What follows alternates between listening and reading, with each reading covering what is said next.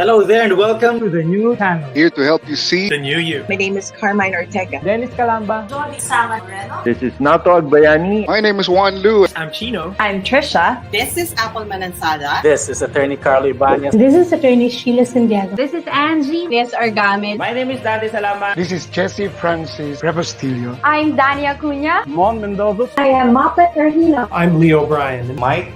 Nice for beer. Sir Al Ian Barcelona. Marvin Salazar. This is Sunny Haldons. Heidi Lumainos. This is Ivan Jude. Patrick Geronimo. Alan Perez. My name is Erwin Ursua. My name is Bob. My name is Lloyd Luna and this is Future. The Talk. Family Business. The Puppet Stories. After Shift. PNC Town Hall. YOLO. Marketplace. The Home Buyer. HR Hotline. Danny Art Show. Hotline. Foreign Affairs. COVID Stories. Awesome Day Show. Thank you. Money and More. Cybernext. Women at Work. Win Within. Port Project. The Big Picture.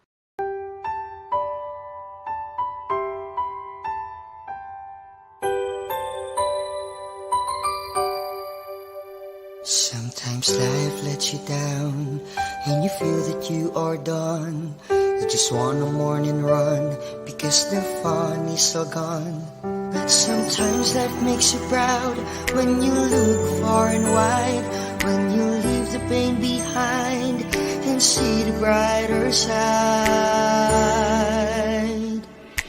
TNC gives you inspiration. TNC reignites your passion. TNC starts your transformation. TNC helps you see the new you. Sometimes life makes you blind and you choose something bad. You just wanna cry and hide and save your face from the crowd. But sometimes life makes you see the beauty in you and me. When you look up above, there is God and there is love. TNC gives you inspiration. TNC reignites your passion. TNC starts your transformation. TNC helps you see the new. We're here to help you see the newness of life. We're here to help you feel your hope is so real. You got the power to see. We'll help you see the new you. TNC gives you inspiration. TNC reignites your passion. TNC starts your transformation. TNC helps you see the new you.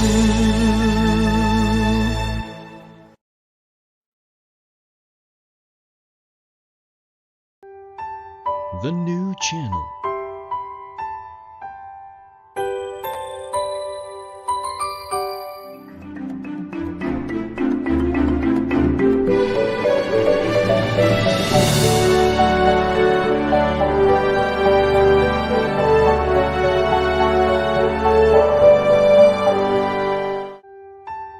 The new channel.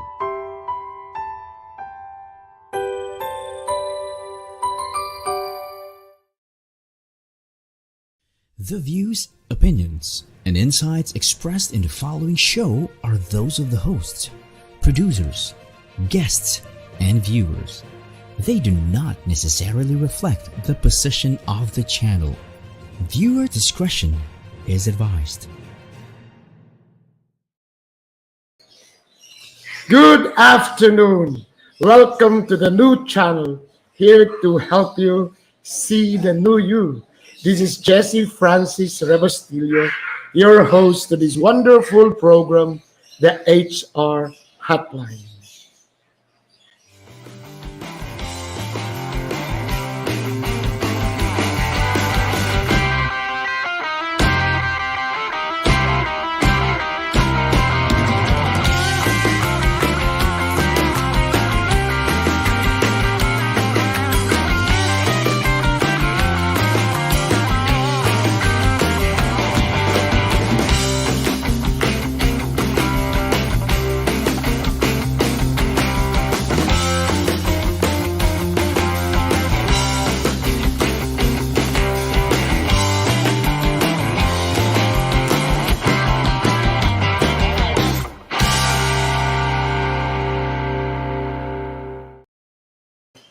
It's a wonderful day.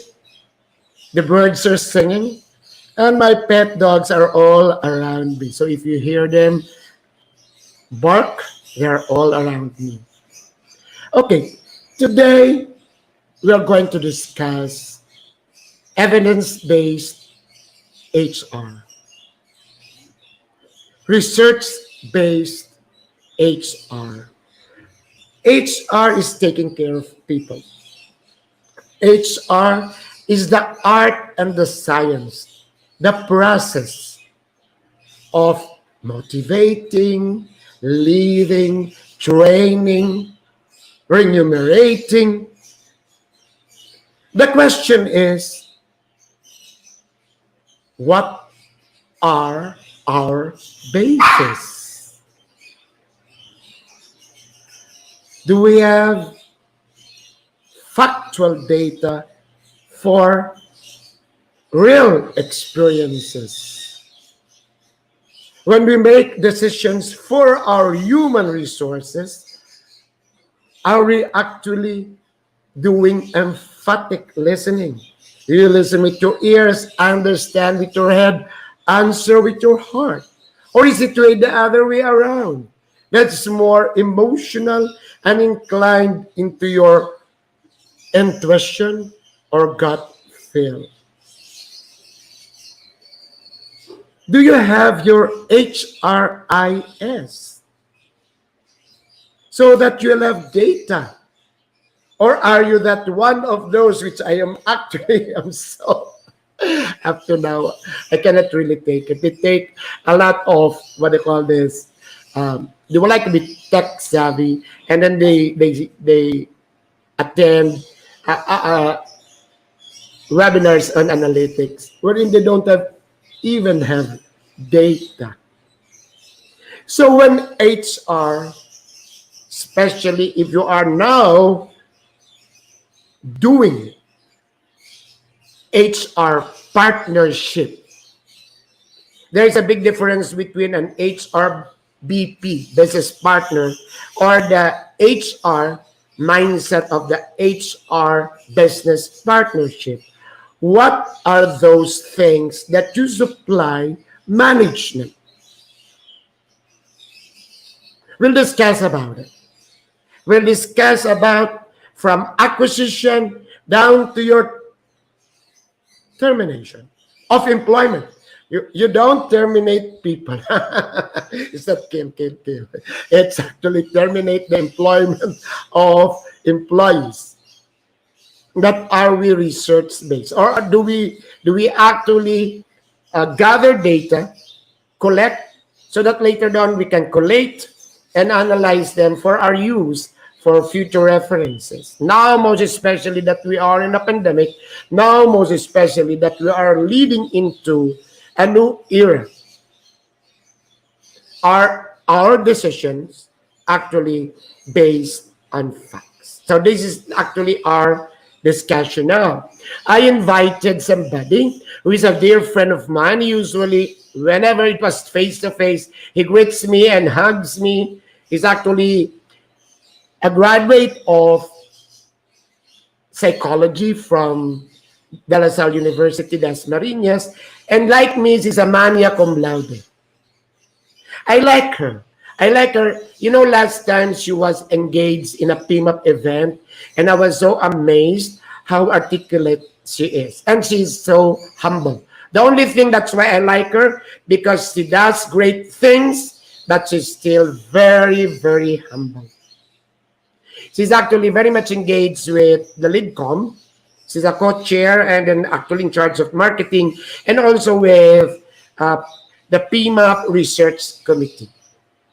She is the talent, let me see, I would like to check myself. She's the Talent Development and Engagement Officer of COCOGEN. Oh, regards to Terry for allowing you to be a guest here. Ladies and gentlemen, let us welcome Sarah Tapel. Sarah? Hi, Sir Jesse. Hi, I love your smile. I love it. And what is that? what do you call that? Guitar or ukulele at your back? It's a ukulele. Yeah, do you play that? Ukulele. Yes, I do. I do. Wow. So nice to have you here. Okay, before we discuss our topic, I don't know if you have time because I have to leave at exactly around 12:55 because I have a webinar with. Before we go to that, I know that you're very much engaged with the research committee and you have something for us. Direct Monica, can we show to us what actually Sarah prepared for us so that we can invite them? Mark Joseph Cancino is here, Sarah. Hi, Mark. Hi, Chair. Mark Cancino is the chair of Research Committee. Hi, Mark. Hi, Mark. Okay, go. Tell us about it. Thank you, Sir Jesse, for having me. So this is a research conference of the Research Committee. We're going to have it on October 1, 2021. The theme is Above and Beyond, Regenerate People and Business Through Research. So, Sir Jesse, sasali ako dyan. Sure po. Sure, join. Because you know, Sarah, I am one of those trainers that I keep on emphasizing that they do not do anything without research. That's right. Yeah, I agree, Sir Jesse. And okay, can we have the second slide? Can we have the second slide? Yeah, and here's summary of dates for the research conference. This is going to be the first research conference of PMAP Research Committee. On May 7, that's the deadline for submission of abstract. On June, the announcement of accepted abstracts. On July, that's the deadline for full paper or accepted abstracts. And October, this is going to be the conference itself. Beg your pardon. Why submission of abstract? What is this all about? In research, the abstracts would summarize what the research topic is about. So it's going to be the baseline information or data that the committee will be evaluating. Okay, you mean, Sarah, these are only for PMAP or for anybody even outside of PMAP? Even outside, yes. Members yes, of Jesse, yes. Even outside. So when is there a time frame for the research that you have done? Is it fresh that it has to be done, say, for the past year or two, a couple of years hence, before, or can it be a research done even after, even 3 years ago? Yes, Sir Jesse. Yes, it could be fresh. It could be something a research done in the past year, especially last year was a very unprecedented time for all of us. So the initial goal really of the conference is to showcase as well the different practices, different researches of companies in terms of people management. Lalo na nung nagkaroon ng pandemic last year. So it could be fresh, it could be from previous years pa. Those could be submitted. Okay, nice. Do we still have more? I know you have a number of slides. What is the next slide? Yeah, maybe we could this will be, anyway, this slides will be shown naman in the social media of PMAP. So maybe we can skip to the last part direct for the part where what's in it for the researchers. Can we yes, skip? What is it? What's it? Yeah, exactly, something exciting there. Maybe we could WIIFM. What's in it for me? Okay. Yes, what's in it for me? Okay, Derek, can we skip to that slide? All right, okay, so those are the requirements. Because we have an idea. Anyway, this will be shared. This will be shared. Yeah, this will be shared in all social media platforms of PMAP. So of course, researchers know this and HR people know this as data experts. Abstract should contain title, a maximum of 5 keywords. Of course, introduction, objectives, and methodology should be there. And the third and fourth requirements are, can we show those? Okay. All right. So the topics of interest for submission are the following. Of course, these will revolve around human resource or people management, talent development, employee engagement, total rewards, OD and culture, and talent acquisition. And then the submitted abstracts should be in doc or PDF format. You know, Sarah, there should be what you call, what do you call that? Intellectual property, wherein they have to patent it because it's a research. You know, that is my suggestion. Anything when you do research, you have done a lot of things, so you have to actually make sure that what you have done should not be copied. Yes, I agree, Sir Jesse. There's been discussions within the research committee about IP or the intellectual property. So yes. Miss Sarah Niguan is on top of that. I hope she's watching. Okay. And then what's next? And then do you have a last slide? Yeah. Results of abstract review will be sent through email on or before July 31, 2021. Okay. Nice. There is another one that you showed us. Ayan. Okay. What's in store? I think, Sir Jesse, this is the what's in it for them. So the first one, of course, is the opportunity to present the paper in October 1 research conference, and the opportunity to showcase your research among people managers and top HR leaders. In line with our subject of discussion, Sir Jesse, it is evidence-based HR. So this is what the research committee is really trying to promote this year. So the other one is opportunity for the paper to be published in PMAP's People Manager Journal. And we will be giving out as well a plaque of recognition for outstanding contributions to put above and beyond the people and organization through research. You know, I have an idea here, Sarah. Yes, there are a lot of schools, as actually graduate schools, wherein they have HR or what you call graduate students who take their MBA or doctorate, wherein the focus is on human resources. This is actually from Apari down to Tagum. So you know, in the Philippines, we have what you call a robust number of studies actually focus on human resource. Maybe we can tap them. We can tap them because I know for a fact, say in Dalasal or in St. Benil or in UST or in UP, there are what you call even undergrad or graduate school wherein their what do you call it thesis, their thesis yes, thesis are actually focused on HR. Will that qualify? So Jesse, there's an activity, there's a project of the research committee that's perfect for that, and that's the hackathon. So may ibang subcommittee who's in charge of that. Maybe sila those who are in can share information about the hackathon. Pero tama, Sir Jesse, the part of that project is to invite graduate and undergraduate students to submit their research, and in a way they'll be helping companies in solving real life HR or people management issues. Sarah, may I din ako, Sarah. Teka muna. Are those HR who are doing surveys, say motivation or what you call morale or what you call culture surveys, can that also be submitted? Yes, Sir Jesse, pwede po, yes. Okay, so that is actually research, evidence-based, di ba? Yes, opo, I agree. Yes.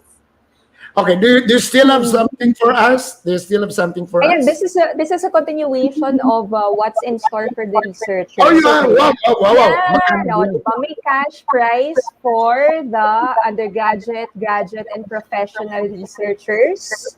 That's 10, 15, and 20,000 pesos respectively. So aside from the plaque and the opportunity to showcase the research, may cash prize from the research committee.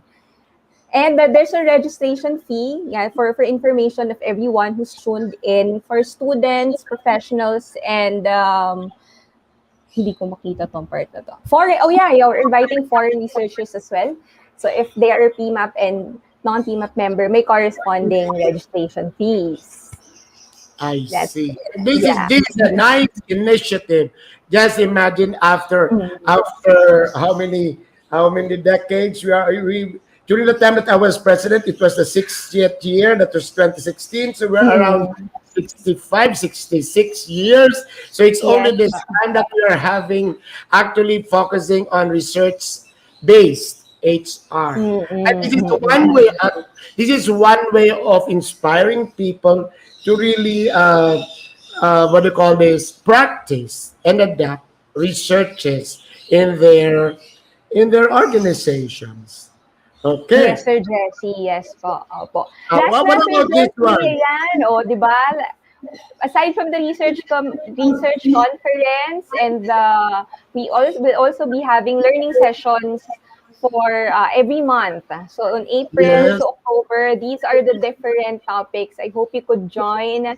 So on April 10, there's a Hire the Right Talents through Workforce Planning and Talent Mapping. So in 2 weeks, there's going to be, after Holy Week, there's going to be a learning session sponsored by the research committee. This is open to everyone, PMAP and non-PMAP member alike. You have to charge because these are actually nice.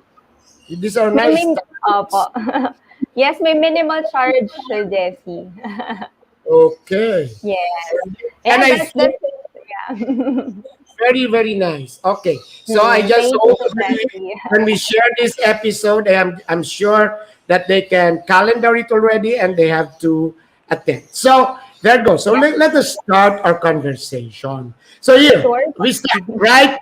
Hire the right talent, promote your employee brand, increase your professional brand. Can we go back to that, Direct Monica? I would like to read the topics. Kasi that is where we start. This is where we will start. So hire the right talent, and then branding, and then design your talent management and development, drive employee engagement, and champion diversity. So that is where we start. So ako mag-uumpisa, Sarah, ha? So that means in your acquisition, it has to be research-based. Di ba? The BPOs, thank you, Direct Monica. Mag-converse na po kami ni Sarah. So, di ba sa BPO, ginagamit na yan. Now, wherein you really have to look for areas wherein you can really invite them to join your companies. Di ba? Sourcing. So, actually, ang sourcing dapat nag-research ka na. Diba? Yes. So jump pa lang sa acquisition, which is actually from sourcing to recruitment to selection, dapat mag-research ka na. Yes. Yes, Sir Jesse, dapat may research na about, especially, I think the most important would be competencies. Ano yung mga tamang skills and competencies needed for the position that you're filling in? So that's the research needed. You know, Sarah, this is what I've been emphasizing. That you can tell if the organization is not yet competency-based by the job description. If the job description is still task-based, wherein there are no KRAs and KPIs, wherein the KPIs need to have the competencies, ay hindi pa siya competency-based. Tapos yung sinabi mo, kung ikaw ay competency-based, magre-research ka. Yes. Kasi diba, say you are a manufacturing firm, then you have engineers, you have workers, you have for each of the position, you need to know what are the competencies needed. Yes. Hindi ka mag-cut and paste. Talagang mag-job analysis ka. Yes, oo. Job analysis or job evaluation talaga po. There are different factors, di ba po, na dapat i-consider. Yeah, alam mo, i-emphasize ko nga yan that even before you do that, dapat tingnan mo muna yung structure, yung job design. Dapat nag-research. Yes, that's right. Hindi lang na yan ang gusto ng ng ng boss mo, sundin mo na.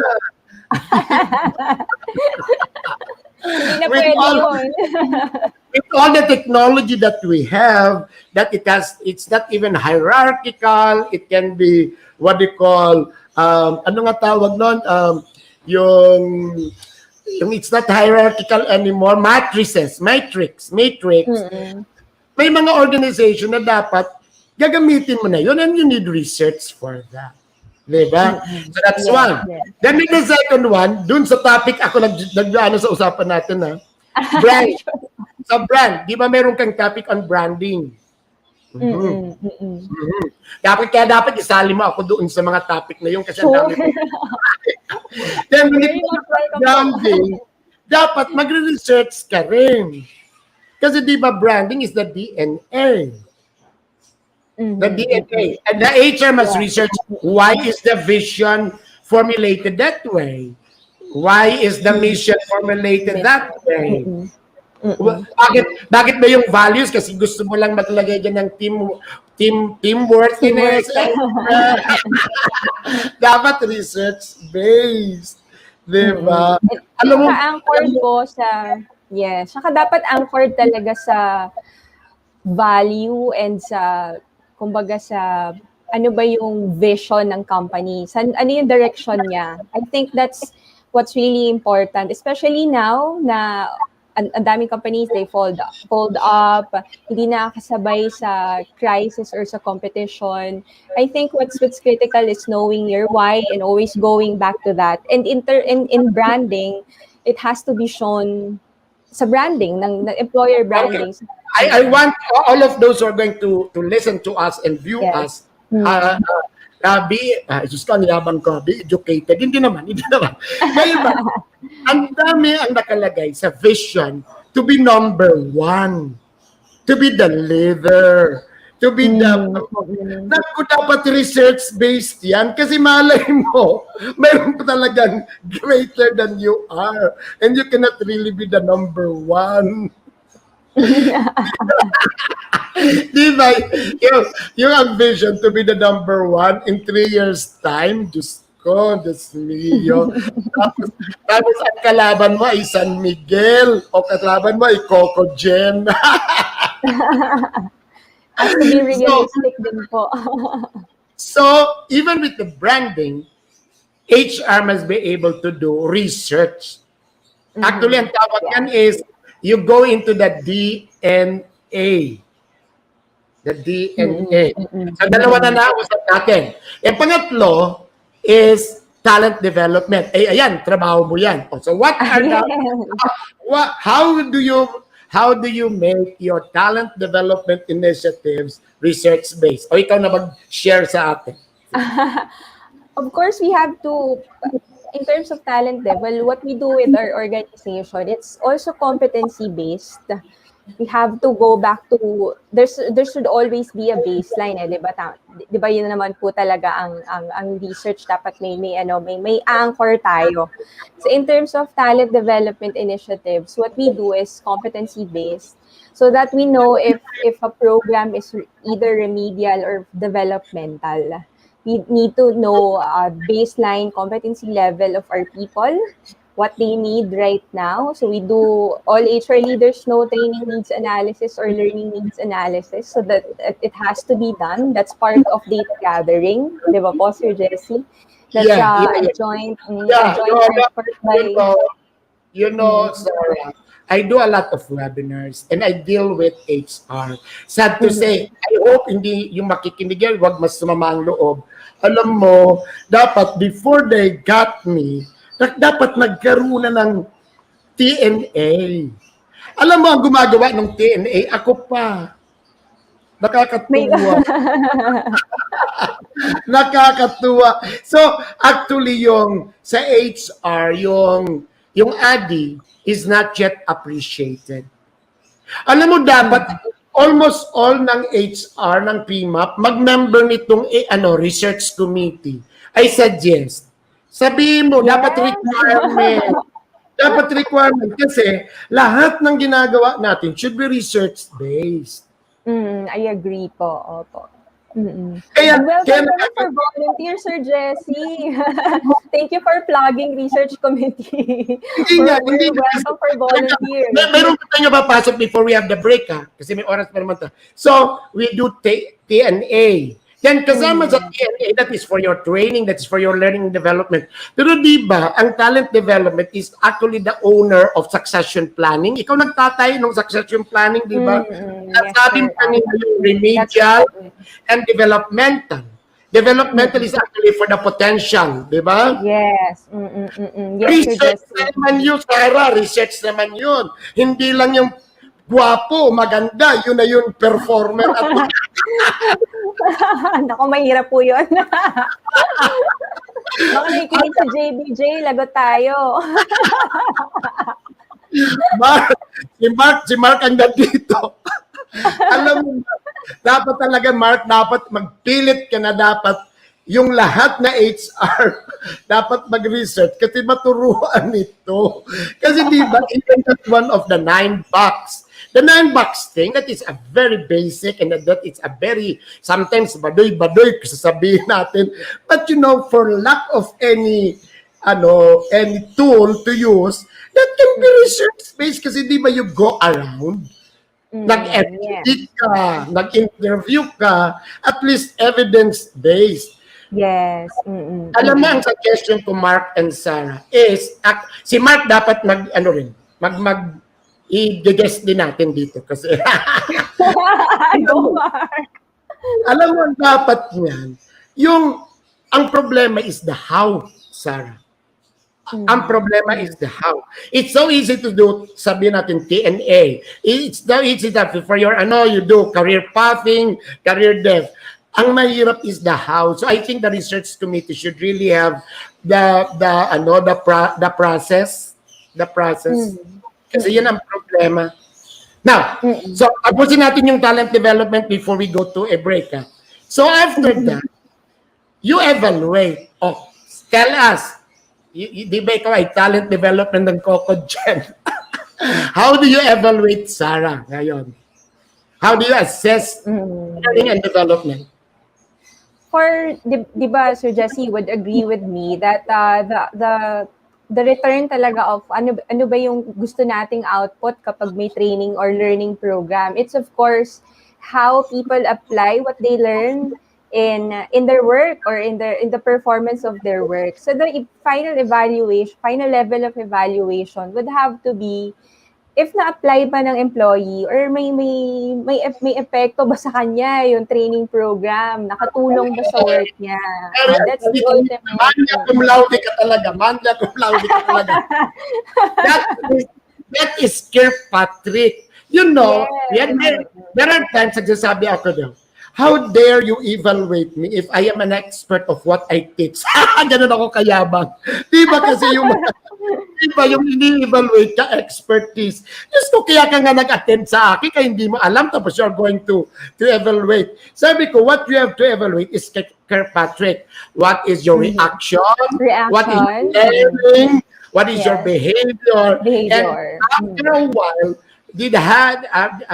were you able to put that into did you adapt it or adapt it adapt or adopt? And then, did it actually improve the performance of the company? Yes. Oo. Yan ang ginagawa ko. Ang mahirap talaga. Diyos ko, mabuti. Na tayo ngayon, ha? What do you call this? Zoom. Ang ini-evaluate, the food, the aircon, expertise. Well, Sir Jesse, that's part of the experience. So, nung in-person, guilty din naman ako in evaluating, di ba? But that's part of the overall experience kasi. Kaso ngayon, virtual na. So, what's the one thing that we can evaluate is, of course, yung trainers or facilitators natin. Kasi, it's virtual na. Wala na yung pagkain. Wala na rin yung aircon. Kasi wala namang aircon. I really insist that we have to change our mindsets. The training evaluation should be more on the learners. If they were able to, learner, yes. It's just like attending a Bible study or a mass, wherein you don't actually assess the priest. Di ba? You don't actually you assess if you were able to di ba, understand the gospel for the day and will it change your life? Yan ang dapat ituro natin. Kaya dapat isama mo ako dyan sa mga pagturo-turo ng research. Welcome po kayo. Nandito si PPO, but can we spot on PPO Obet before we have the break? Direct Sir Monica. Obet, hi! Ano ang TNA? Tanungin ang pangangailangan needs, tanungin ang pangangailangan needs at hindi ang kagustuhan wants. Alamin kung ano ang karapat-dapat na tugon ang solusyon ng napaggalaman. Diyos ko, Tagalog na Tagalog. Tagalog. Para sa ikabubuti ng lahat ng kumpanya. Aksyonan sa tamang pamamaraan at tamang panahon na may kausayan at kagalingan. Yes, PPO, but I agree with that, Sarah. Kasi have you heard of some companies, some government agencies wherein they're after the number of hours that actually the topics that should be for you to be na yun, Sir Jessie. Wala na. Pasay na. That's doesn't really contribute to achieving the strategies, diba, the objectives of the company. So it's what we want to measure. Mahirap man, maybe a challenge for some organizations, but the ultimate measure is how our employees ultimately apply or adopt what they learn para ma-achieve ang targets or the objectives and contribute to achieving the mission and vision. Okay. On Thursday, we still discuss about this research base. I want you, Mark, to join us kasi what we do is actually your insights are you join in the chat box and I read it and we'll have a nice conversation. Okay. All right. So let's break first and then we come back. Research on IR, research on engagement. We discuss that. Isa-isayin natin. Sure. And then I think the last one is yung research on the entire human resource. Yung dapat ang HR, hindi chismis ang binibigay. Di ba, Sarah? Yeah. You know, when I was HR Director of Inquirer, Sarah, when I'm called by Ma'am Sandy, but in my life, I cannot recall na nag-utter ako na hindi, evidence-based. Mahirap mag-chismis, mababalik sa'yo, di ba? Okay, so let's have a break first, and then we come back, we discuss that. And then, I want to leave at 12:55 kasi I have a webinar. Direct, can we have the break?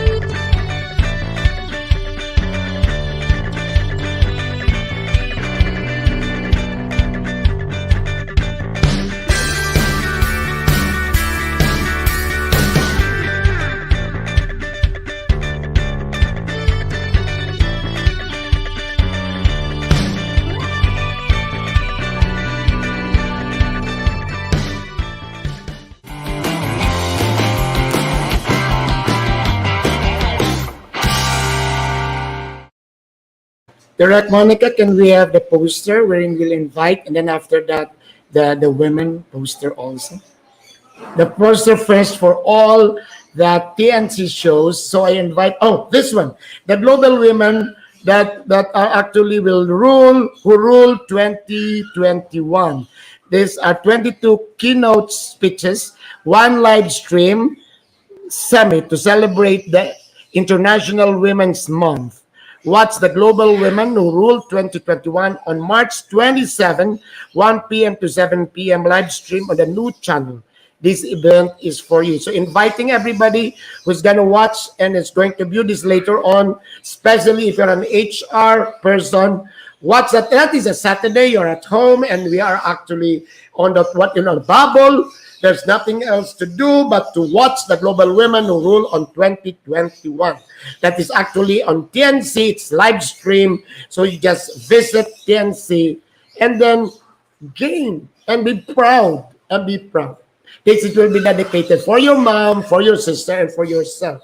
Okay. Then can we have some of my posters, Direct Monica? Okay, this is the poster that invites you to watch the shows at TNC. I invite you to visit the page of the new channel or just log onto it and you can watch the various shows. And why not this time of the bubble or the circuit breaker? What you do is to watch shows in the TNC. I have a playlist. You can request it from me. I can send it to you. Can we have also the posters that I have, Direct Monica? Or we can just have it before the end. Okay. Yes. And this is also for PMAP. We're inviting all HRM professors and educators for Teach. That is on April 5 after Holy Week. If you are actually teaching HRM, why don't you join this innovative learning event? This is actually PMAP is sharing to all those who are involved educating HR that this is it. This is actually, if you have been all theories and all doing it on case studies, learn it from the practitioners. That is the way out to tell it directly. And then there's another one. Direct Monica. Yes. So we have topics for day 1 up to day 8.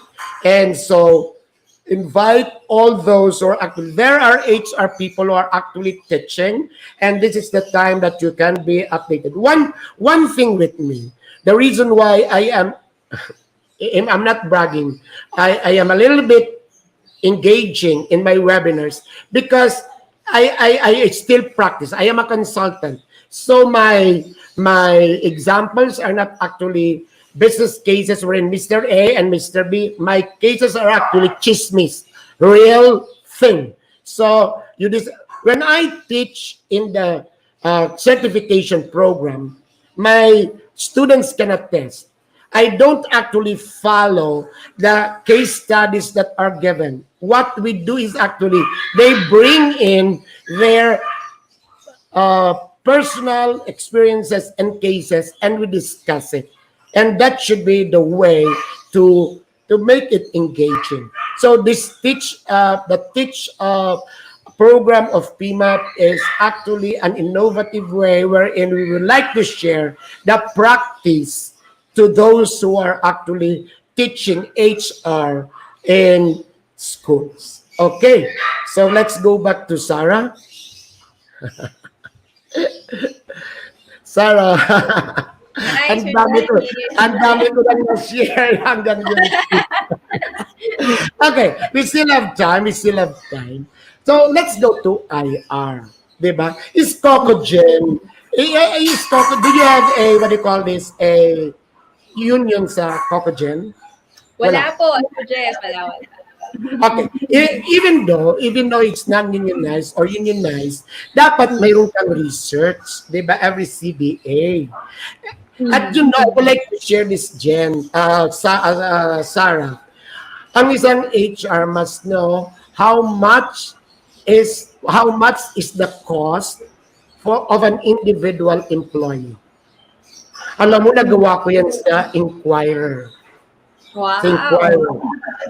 I don't recall the exact number, but in the negotiation, I was able to tell them that for a month we spent around 420,000 for each employee. Wow.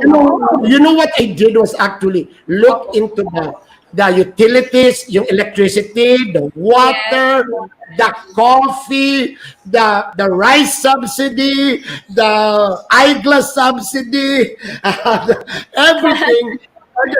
Wala naman, simple arithmetic lang naman. You divide it with the number of, and then you add it, then presto, you have a figure. You have a figure. Ang gustong sabihin ko, research-based. Hindi ka lang magsasabi na, ang mahal ng ginagastos ng kumpanya sa inyo. Yeah, oo. Kailangan data, data-driven. Data-driven. Now, ngayon, you can use that. Kasi di ba, you don't go anymore to the offices.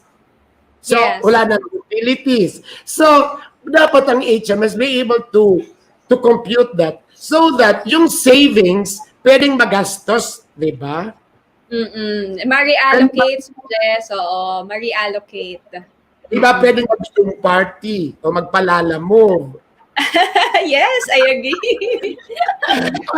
Di ba? Ganito na lang. Saying COCOGEN, how much do you spend to the water? Kung meron kayong water dispenser, di ba? So you actually siguro buy these big bottles of water every day. Siguro you spend around 5,000. So that's around 25,000. So that's around 100,000 a month. O yung 100,000 a month, ano kaya mag-order ka sa Jollibee, ipadala mo sa isang Zoom meeting? Ay, diba? Diba yun ang mga research. Yung dapat mag-research-based ka sa gagawin mo. Di ba nga yun? So that is actually IR and even engagement. Di ba? That's right, Sir Jeff. One more. Just like yung nagpapamisa ka. Di ba, ang pinakamadali, magpamas eh. Malay mo kalahati dyan, Christian. At kalahati dyan, ayaw naman magmas. Yung hindi ka man lang nag-research. At kalahati ng tao mo ay actually below 30. Hindi pa naman yan talaga pala simba. So, nagpapamisa ka. Ang sama ng loob mo, kinuha mo si Father, ang nag-attend only 25 and you are 200. Diba? Kasi hindi ka research-based sa activity mo. Tapos ang sasabihin mo, bakit kaya kung magpamerienda, nandito lahat, pero kung magpamisa, 25 lang. Kasi nga hindi research-based. Okay. So, ayan, malapit na tayo. So, Sarah, before you give your parting message, ano ang dapat, what researchers should they do so that HR can give the evidence-based or factual, input or data to management? Ano dapat ang gagawin, Sarah?